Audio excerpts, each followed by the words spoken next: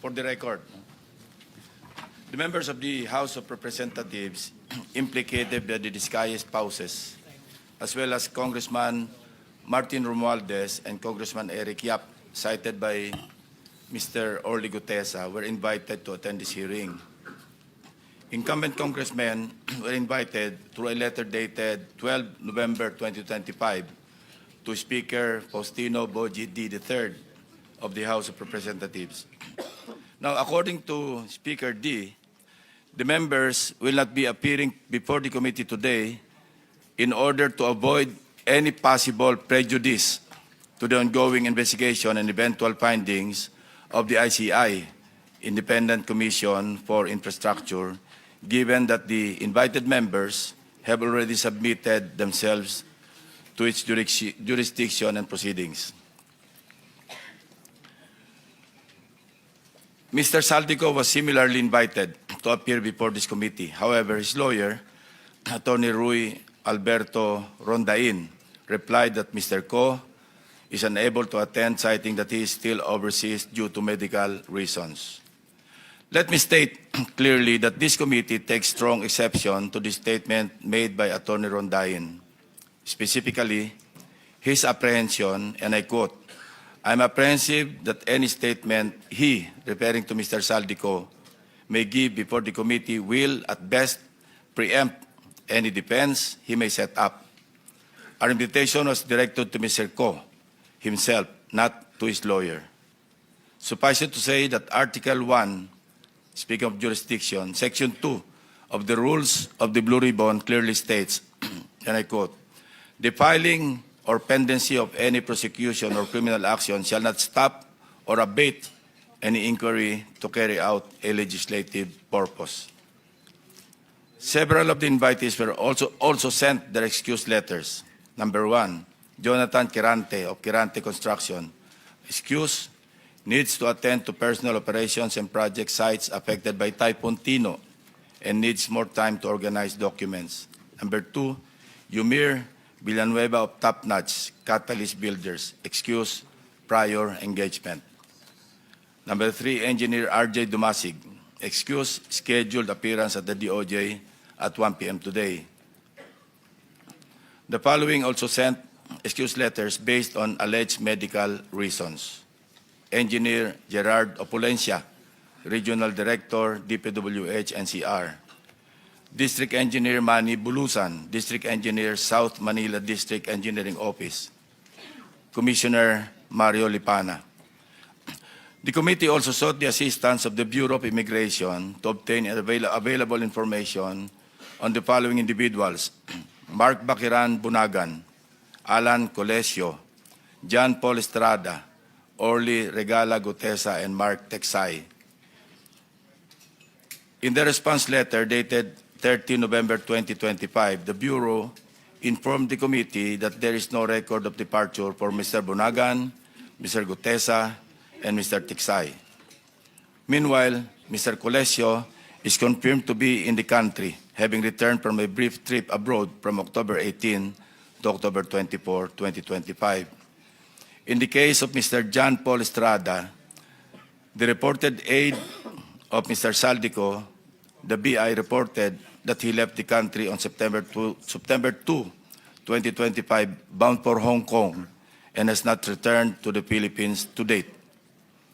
We're now coordinating with the Philippine Center for Transnational Crime, PCTC, to coordinate with Interpol to track the movement or movements of Mr. John Paul Estrada, as well as other personalities who are now abroad, whose attendance will be needed by this committee. Lastly, this representation received a copy of an order dated October 24, 2025, penned by Carolina or Judge Carolina C. Ecasiano Sison, Executive Judge of the Manila Regional Trial Court, in relation to the investigation conducted by her office on the authenticity of the notarization of the Sinumpaang Salaysay executed by Mr. Orly Gutesa, allegedly notarized by Attorney Pechi Rose S. or G. Espera. For the record, the committee notes that the notarial monthly report submitted by Attorney Spera covers notarized documents recorded under Notarial Book Number 3, specifically Book Number 3, Document Number 41 to 173, pages 10 to 36, period September 11 to 30, 2025.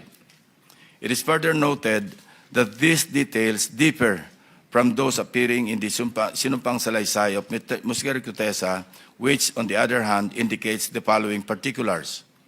Book number 255, page number 51, or document number, 255, page number 51, book number 8, series of 2005. Furthermore, the order issued by Executive Judge Icasiano Sison looked into consideration the report prepared by Mr. Antonio Magbojos, Executive Officer of the Forensic and Scientific Service, Question Document Division of the NBI. After conducting a comparative examination of the specimen signatures, the NBI concluded that the questioned signature and the standard specimen signatures of Attorney Spera were not written by one and the same person. Since it was found that Attorney Spera has not notarized the sinumpang salaysay, her notarial details, including her signature, contained in the said document is falsified. As such, the order declared that there was no sufficient basis to hold Attorney Spera administratively liable in connection with the notarization of the sinumpang salaysay. With that said, let us start. We will recognize again the members of the committee in the order of their arrival. And the first to arrive is, as usual, Senator Erwin Tulfo. Of course, the Senate President, we are joined by the Senate President to arrive second. Then followed by Senator Ontiveros, Senator Pangilinan, Senator Marcoleta, Senator Bam Aquino. So, Senator Tulfo, you have the floor. Thank you, Mr. Chair. I just have a quick statement, Mr. Chair. Distinguished members of the committee.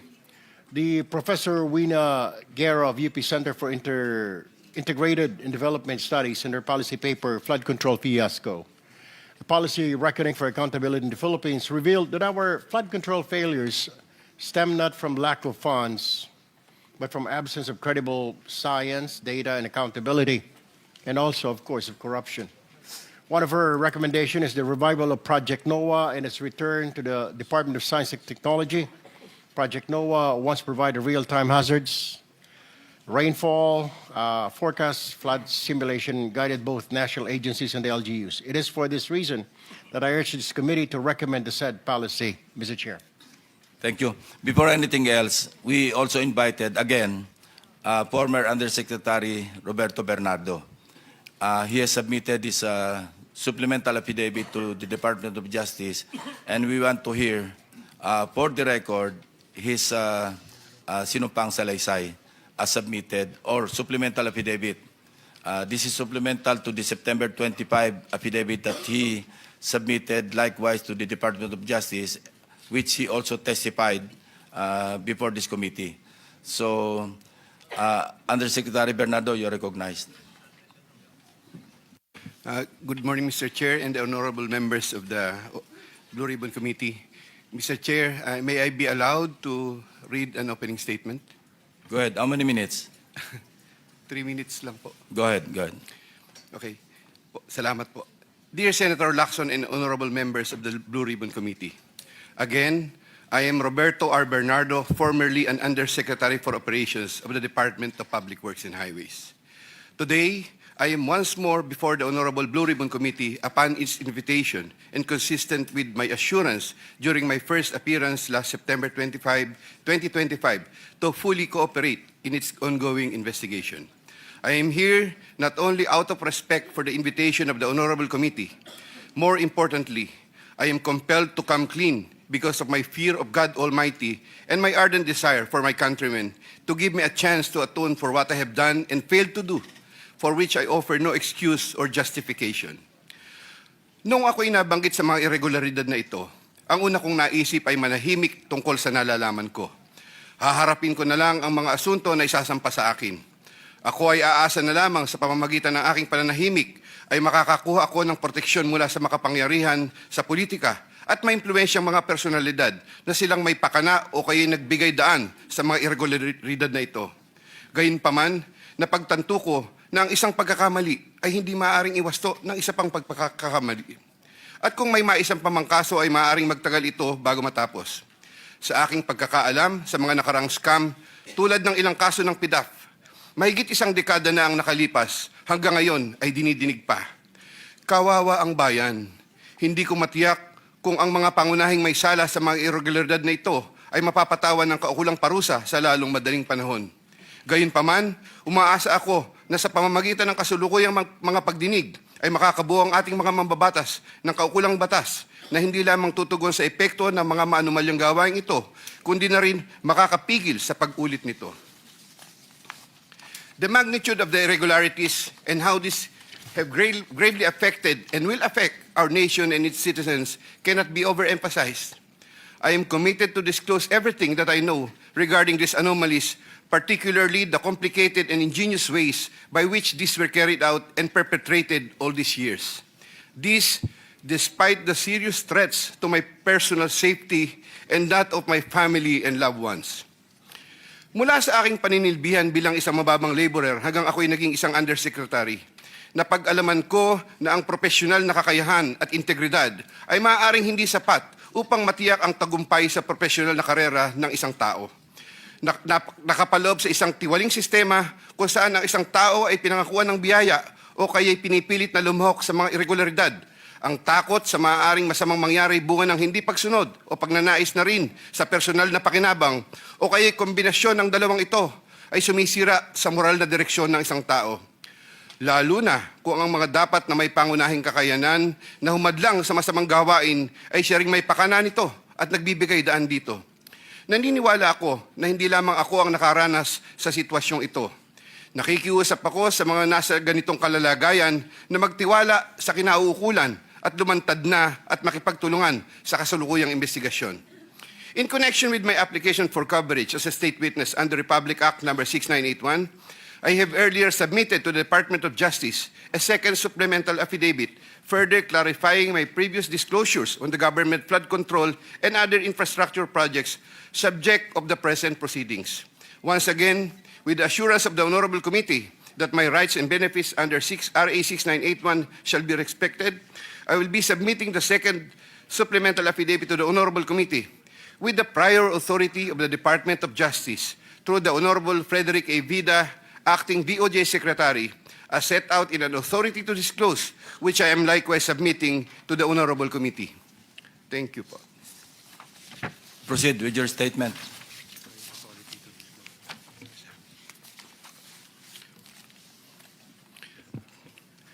Second supplemental affidavit.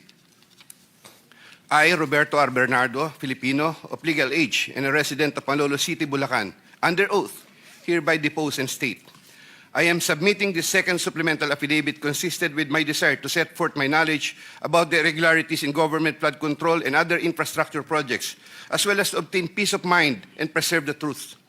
Among other factors, the contents of this second supplemental affidavit had to be violated by me by making reference to an assortment of personal notes and records, deep thinking, as well as confirming with persons certain details regarding the time, place, manner, and circumstances under which the events narrated hereunder occurred. Moreover, owing to the passage of time and the fact that I am no longer part of the DPWH following my retirement in August 2025, the process of collecting facts and details had progressed slower than expected, contributing to the delay in the submission of this second supplemental affidavit. Also, I would like to make clear that while the facts narrated below are based on my direct personal knowledge and fortified by official DPWH records, the kickback scheme pertaining to the collection and handoff of the commitments to the relevant public officers occur practically without any paper trail. A statement of facts available to all, applicable to all. Over the decades that I worked for the DPWH, it has always been my philosophy to form good working relationships between and among my bosses and or superiors, inferiors and or subordinates, and other colleagues even without the promise or expectation of a reward or personal advantage. I would rather troubleshoot problems than develop enemies and immediately address all concerns. I would do this so that I can effectively perform my duties and responsibilities under the DPWH. Unfortunately, this professional orientation of mine has forced me to compromising situations that include the matters narrated hereunder. I reiterate my deep remorse and guilt for what I have done, and I am now animated by an honest desire to help rectify the institutional defects in the systems and operations, not only of DPWH, but also other government agencies, and help in developing lasting and meaningful reforms.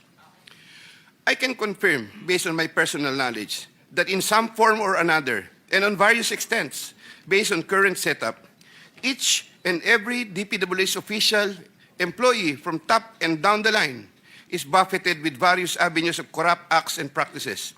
This would include high-ranking members of the department, such as secretary, undersecretaries, assistant secretaries, regional directors, district engineers, bids and awards committee members, engineers, inspectors, and all the way down to laborers. This is also true for several top officials of other departments and or agencies, such as but not limited to the Department of Finance, Department of Environment and Natural Resources, Department of Health, Department of Education, Department of Agriculture, Department of Agrarian Reform, Department of Transportation, Philippine Charity Sweepstakes, Philippine Coconut Authority, etc. Moreover, I can confirm, based on my personal knowledge, that in some form or another, and on various extents, most proponents have their own designated contractors who will take on the projects for the former's benefit and advantage. Sometimes, other proponents would request me to suggest contractors for them who are known to me or referred to me by friends and other personalities. There are situations that national and local elected politicians would request me to source projects for them. If given more time and opportunity to review the records and confirm supporting facts, I may be able to particularize the details of these transactions and dealings. Senator Ramon Bong Revilla Jr. I have a close and friendly relationship with Senator Ramon Bong Revilla, and we go all the way back since the time of Amay Bisaya and Mayor Viseo, who first introduced me to the former legislator while I was still a district engineer in Laguna sometime in 2005 or 2006. We frequently meet in important social gatherings. Senator Revilla later on became a godparent of two of my daughters, while I became a godparent to one of his children.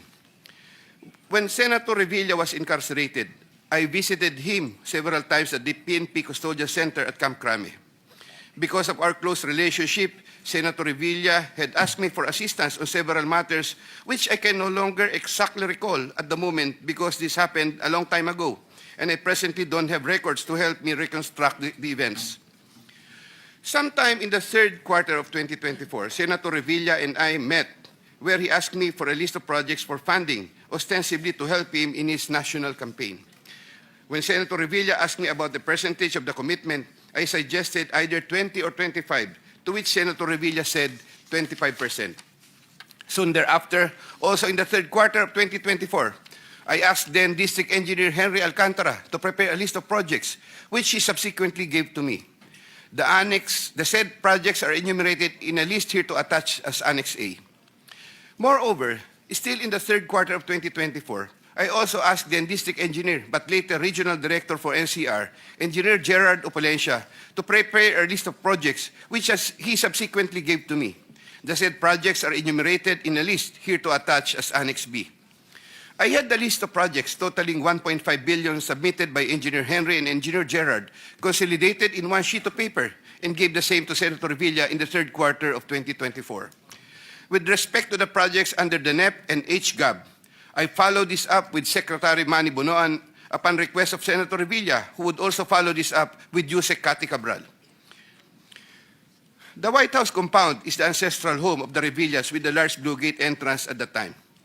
Sometime in the last quarter of 2024, Engineer Alcantara collected the 25% commitment of about 125 million and informed me that the same was ready for turnover through Engineer Gerard Opalencia.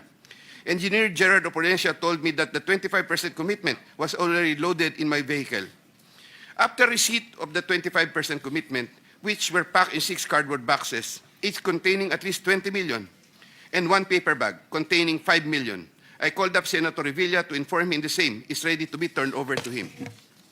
Sometime December 2024, probably the Monday after my receipt of the commitment, my driver and I went to the residence of Senator Revilla. Upon reaching the area, I tried calling Senator Revilla, but he was not answering my call, so I waited.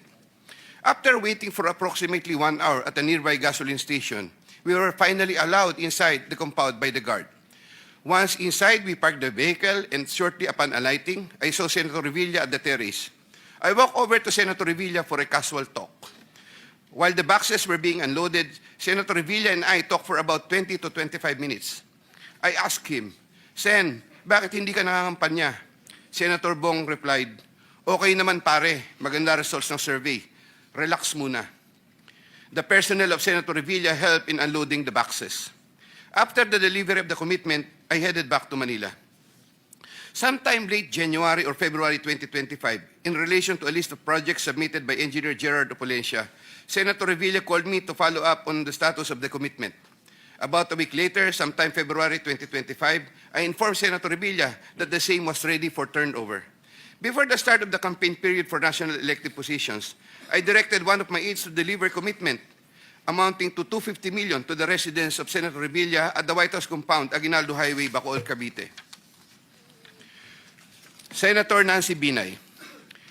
Carlin Yap Villa is the aide of Senator Nancy Binay, who transacted with me regarding the latter's projects and commitment. If I recall correctly, I first met Carlin in the year 2018 during the budget season at the Senate. Eventually, sometime 2019, Usec Trigib Olivar, whom I knew very well, endorsed Carlin to me. From then on, Carlin would contact me directly to follow up the status of different matters. Sometime fourth quarter in 2022, Carlin, claiming to act on behalf of Senator Binay, asked my help for the transfer of an assistant district engineer in Mindanao to another district, a request which I endorsed to Sec Bunoan. Sometime during the third to fourth quarter of 2022, Carlin requested on behalf of Senator Binay for a list of projects worth around 1.882 billion with 12% commitment. The said projects are enumerated in a list here to attach as Annex C. I got 3% of 1.882 billion. I prepared a list of projects within my area of jurisdiction with the help of DPWH officials, but could not recall at this time exactly who among them gave me the list. But I can recall that it was Engineer Manny Bulusan who coordinated the collection of the commitment. Eventually, during the first quarter of 2023, the commitment was delivered to Carlin for Senator Binay in several tranches in Makati and Quezon City. But I could not recall at this time the details of the deliveries, but I undertake to submit additional information thereon. Sometime last quarter of 2023, Carlin again asked for Senator Binay a list of projects for inclusion and funding under the 2024 GAA, which I provided with the help of Engineer Gerard Opulencia and Engineer Henry Alcantara. The total list of projects initially amounted to 2.5 billion, but which was reduced to 1.672 billion. The said projects are enumerated in the list here to attach as Annex D. Apparently, some individual or group offered Senator Binay a higher amount of commitment of 15% instead of the previous 12%, with the promise that the commitment would be released much earlier. Usec Trigib learned about the plan to transact with this individual or group, and I was informed by Usec Trigib that he confronted Carlin and said to her, "Bakit nyo binabawasan ng kay Robert? Siya din naman ang nilalapitan ng mga yan pagka nagkakaproblema." However, sometime later part of December 2023, Carlin called me and requested for a 50 million advance for Senator Binay's use for the holiday season because the individual or group was unable to deliver on their promise, and which I then helped to fix. Thereafter, Carlin told me that Senator Binay was expecting an increase in the commitment from 12 to 15%, which I agreed to fulfill. I did not get any percentages from the aforementioned projects worth 1.672 billion, but I was reimbursed the 50 million which I earlier advanced. I was nurturing goodwill with Senator Binay by fulfilling the commitment. Sometime 2024, Carlin requested me to relate to Sec Bunoan Senator Binay's request for some allocation under the NEP, which I did. Sec Bunoan allocated 500 million for Senator Binay under the NEP for 2025, which I relayed to Carlin. Carlin told me to prepare a list of projects for the 500 million allocation. I then asked a list of projects from Engineer Henry and Engineer Gerard worth 500 million, which I then submitted in person with Sec Bunoan, who then told me he will instruct Usec Cabral to include the same in the NEP. The list of projects was included in the NEP for 2025. The said projects are enumerated in a list here to attach as Annex E. Likewise, sometime in the last quarter of 2024, Carlin for Senator Binay asked for a list of projects to be included in the 2025 GAA. I then directed Engineer Henry and Engineer Gerard of Polencia to prepare a consolidated list of projects. I submitted a list of projects totaling 3 billion to Carlin, but only approximately 2.6 billion was included. The said projects are enumerated in a list here to attach as Annex F. After these projects appeared in the GAA, Engineer Bulusan, Engineer Opolencia, and myself collected, raised, and prepared the 15% commitment, which was all turned over to me. There were difficulties in collecting the commitment, as there were contractors, congressmen who did not give amount considering the issue of for later release projects totaling approximately 80 million more or less, which I had to advance. Despite this total commitment collected and raised for Senator Binay was 15% of 1.2 billion or around 468 million more or less. I earlier mentioned that the 37 million more or less was delivered at Horseshoe Village, Quezon City, which refers to the amount collected by Engineer Henry Alcantara.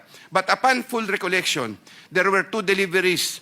The first delivery amounted to 340 million at a house in Horseshoe Village, Quezon City, and the second delivery amounted to at least 200 million at another house, but also in Horseshoe Village, Quezon City. After the second delivery, Carlin told me, "Kinuha na ni Sir, salamat raw. Hindi ka raw kakalimutan sa Makati." The Sir refers to the husband of Senator Binay. I did not get any percentage from the projects worth 3,120 million for NEP and GAA for Senator Binay. Senator Chis Escudero and Maynard Ngu.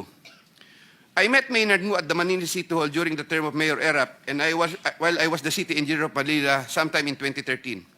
Maynard Ngu is a familiar figure in the social political circles, as he would be handling substantial donations to politicians during election season, including the distribution of mobile phones. During the 2022 national elections, Maynard Ngu approached me and asked for help in raising campaign funds. I and other DPWH officials assisted Maynard Ngu in raising campaign funds. These frequent interactions with Maynard Ngu at the court helped me in building our mutual trust with each other, especially in favor of Senator Escudero, whose interest Maynard Ngu was actively promoting. Maynard Ngu was appointed Special Envoy to China for Trade, Investments, and Tourism in 2023. When Senator Chis Escudero became Senate President in 2024, Maynard Ngu approached me and asked for a list of projects for Senator Chis Escudero. Thereafter, sometime November 2024, I asked Engineer Opolencia to prepare a list of projects for Senator Chis Escudero following my conversation with Maynard Ngu. Thereafter, Engineer Opolencia submitted to me a list of projects for funding. The said projects are enumerated in a list here to attach as Annex G. For the projects located in Valenzuela, Engineer Opolencia, through District Engineer Ruel Umali, collected the money for the commitment for Senator Chis Escudero. He delivered the commitment at Diamond Hotel. We saw each other at the Diamond Hotel, and Engineer Opolencia told me, nasa inyo na po, boss. When I asked my driver to confirm, the driver told me, nasa akin na po, okay na po. For the projects located in Marinduque, Engineer Opolencia, through Regional Director Ryan Altea, collected the commitment for Senator Chis Escudero. He delivered to me the commitment at Diamond Hotel. Engineer Opolencia called me and said, "May papadala ako sa inyo ngayon. Dadalhin na lang po sa Diamond." Later, the driver told me, "Nasa akin na po, okay na po." Following a deeper recollection of the facts and checking with public records, I can now confirm that in addition to the Valenzuela and Marinduque projects, Engineer Opolencia also provided the list of projects for Oriental Mindoro and Quezon City. The complete list of projects for Senator Chis Escudero is worth 1.4 billion with 20% commitment. The said projects are enumerated in a list here to attach as Annex H. Sometime early 2025, I made the first delivery of 160 million for Senator Chis Escudero at the Cherry Mobile Building at Maynard Ngu in Apacible Street, Manila. Thereafter, early 2025, I made the second delivery of 120 million for Senator Chis Escudero, also at the Cherry Mobile Building of Maynard Ngu. Senator Jinggoy Estrada. I have known Senator Jinggoy Ejercito Estrada since I met Senator Jinggoy Estrada through the social circles of Senator Bong Revilla. We usually had encounters during social gatherings of people in the movie industry. We developed a close relationship. Sometime in 2010, when I was Assistant Regional Director of DPWH Region 4A, Senator Jinggoy was backing me to become a Regional Director. When I failed to become a Regional Director, I applied for the position of City Engineer, and Senator Jinggoy was one of those who recommended me. When he was incarcerated, I would visit him, but sometimes together with then City Mayor Joseph Erap Estrada. Sometime in 2023, Senator Jinggoy requested Secretary Bunoan through me for projects worth 500 million. Secretary Bunoan agreed to give 450 million for the DPWH NCR building, which Usec Cabral included in the NEP for 2024, with an 18% commitment for Senator Jinggoy. Senator Jinggoy called me sometime in the third quarter of 2024 and asked me to request the amount of 1 billion from Sec Bunoan. Senator Jinggoy said, "Tulungan mo na lang ako dyan kasi marami pa akong tutulungan sa eleksyon." I replied, "Okay na ba ang 25% Sen?" Sen Jinggoy responded, "Okay na ang 25%. I relayed to Sec Bunoan the request of Sen Jinggoy. The former then asked me to prepare a list of projects for the latter. In turn, I asked Engineer Gerard Opalencia for a list of projects. When Engineer Opalencia gave me the list, I gave it to Secretary Bunoan, who told me that he will give the same to Usec Cabral and that the latter will take care of it. At the moment, I cannot locate the list or a copy thereof. Later on, I saw that some of these projects totaling 500 million and included in the list I gave to Sec Bunoan were listed in the NEP for that year. These projects, as appearing in the NEP, are enumerated in a list here to attach as Annex I hereof. Thereafter, Senator Jinggoy called me and asked me what happened to the difference of 500 million. I relayed this to Sec Bunoan. The latter replied that he will prioritize the matter as soon as there is available funding. Subsequently, I found out that the projects totaling 200 million were included in the SGAB for 2025. These projects, as appearing in the SGAB, are listed Annex J hereof. However, Senator Jinggoy called me again for the difference of 300 million to complete the 1 billion project value that was requested. During the BICAM, projects worth 750 million were again included in the projects to eventually form part of the 2025 GAA. The said projects are enumerated in a list here to attach as Annex K. The total budget for the projects which appeared in the 2025 GAA is approximately 1.45 billion, more or less. After Engineer Opalencia collected the 25% commitment, approximately 360 million, and delivered the same to Diamond Hotel in Manila. Thereafter, I tasked my driver to deliver the boxes to Sen Jinggoy at the Archaga building in San Juan City. Senator Jinggoy personally confirmed to me his receipt of the commitment and thanked me for the same. During the 2024 budget hearing for 2025 GAA, Engineer Alcantara informed me that Senator Jinggoy gave him funding amounting to 355 million for Bulacan First DEO and 500 million from other districts in Bulacan and requested that he, Engineer Alcantara, prepare lists of projects. The said projects are enumerated in a list here to attach as annexes L and L-1 respectively. Later on, sometime in the first quarter of 2025, Senator Jinggoy asked me to get the 25% commitment for the aforesaid list of projects from Engineer Alcantara. Engineer Alcantara then delivered to me the 25% commitment, approximately 213 million, which I delivered to Senator Jinggoy at the Archaga building in San Juan City. Senator Grace Poe. Sometime third quarter of 2024, J.Y. De La Rosa, a staff of Senator Grace Poe, requested Sec Bunoan through me if Senator Grace Poe can be accommodated in the DPWH NEP.